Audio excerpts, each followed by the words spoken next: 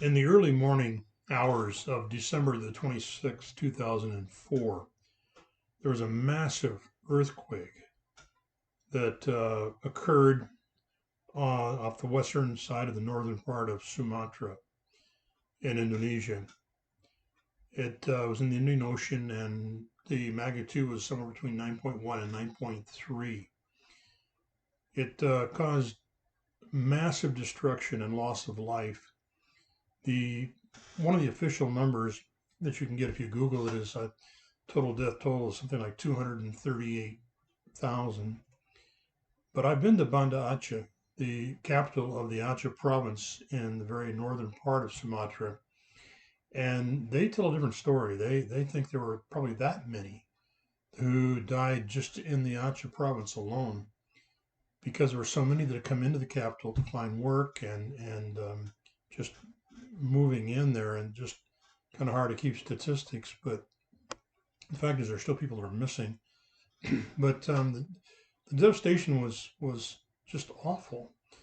The It had some interesting aspects to it, in the fact that when the tsunami came from the northwestern part of Sumatra and kind of came up to Aceh, it kind of the way the winds were, they kind of curled around and hit the Banda Aceh from the east side, northeast side, and it was completely unexpected.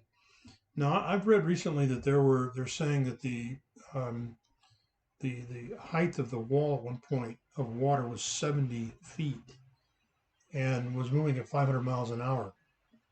But when I was there a couple of years after that tsunami, earthquake and tsunami, there are figures that say it could be as high as 100 feet. Can you imagine a wall of water 100 feet high, moving at 500 miles an hour as it races toward the coastline there? Now, the there I've seen mass graves there, 30, 40, 50,000 people that are buried in more than one location, mass graves throughout the area outside of Banda Aceh, between the city itself and the airport. But it was a terribly, horribly destructive thing, and just really horrifying to watch. We had in our church in Alexandria, Con and I were still pastoring the International Church in Alexandria, Egypt, and so this was just after Christmas on December the 26th. There was a couple in our church who were from Sri Lanka, and they were in Sri Lanka at this time with their two children. And there was a lot of devastation too in Sri Lanka. There was a lot of property damage. There was certainly tragically the loss of life. And Kingsley and Salome from our church, he was a businessman who was located there with his family in Alexandria. They were there, and they were firsthand reports. And there were a couple of churches, one where near them, the other one that was like where her parents, Salome's parents, were attending, and that were working as people were working through these churches to help those who had suffered such loss.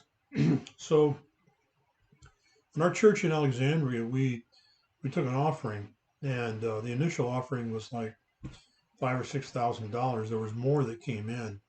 I don't recall the exact numbers anymore, but we got a hold of Kingsley finally a day or two after the tsunami, and discovered that they were okay, and members of their family were okay, but there was a lot of devastation around them, and people they knew had lost property, and some even had passed away because of the the tsunami hitting their homes.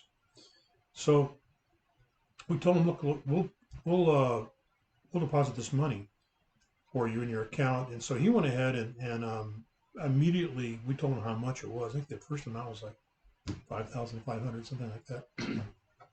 He's okay. I'll invest that here. And when we said, okay, we'll put it into your account. So, and as I said, more came in. But in any event, he was able to give money to two different, his church and another church. And I don't know why he decided the amounts that he did, but and maybe it's because we sent some extra money after that. In any event, he had $500. after he given away these thousands. He had $500 left over. He said, when we got back and gave the testimony, gave the report, he told us that's when we found out about this extra $500 left over. He said, Lord, I've given what I was supposed to give here, and I got this money left over, and I'm just asking you, Lord, to show me who to give it to, or where to give it in support of this, helping those in this tragedy.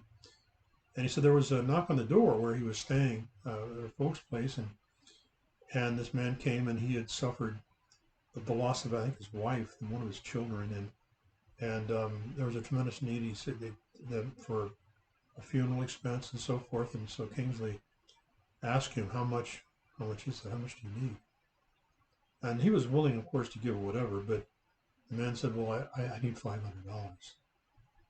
Kingsley lights up. He should have been there that morning in our service back in Alexandria when he told this story. So he was able to give this $500 to this man, who, of course, was very, very grateful for that. And so we were able, from our church in Alexandria, to be an instantaneous. I mean, it was like the day after, 2 days after, we were able to give several $1,000s to help in that context of that tragedy. So, the Lord knows, and we were thrilled to be a part of that.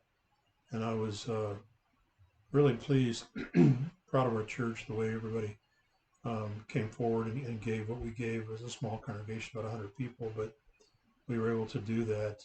And so the great Indian Ocean tsunami of 2004, and I think the death toll was probably about double what the numbers are. But we're grateful that we could have a part in helping those who had survived through this tragedy.